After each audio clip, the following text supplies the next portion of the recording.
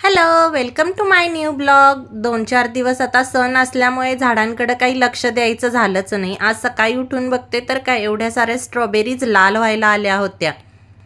यातल्या 2 स्ट्रॉबेऱ्या तर पूर्ण लाल झाल्या होत्या. हे सगळं मी बघत होते तोपर्यंत आमची ढमाबाई झोपेतनं उठून तशीच आली आहे बघायला की किती स्ट्रॉबेरी झाल्या आणि तिला त्या तोडायच्या होत्या.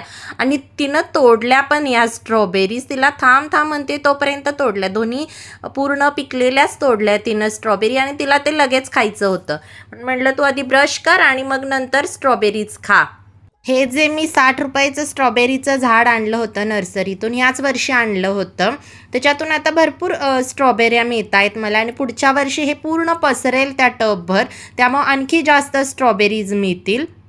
आता आम्ही दोघींनी तर आमच्या झाडाच्या स्ट्रॉबेरीज खाल्ल्या होत्या म्हणून ह्यांना टेस्ट करायला दिलं. ह्यांना पण खरंच खूप आवडलं. मी पुन्हा कन्फर्म करून विचारत होते खरोखर गोड आहे ना, तर ते होय म्हटले, खरंच गोड आहे.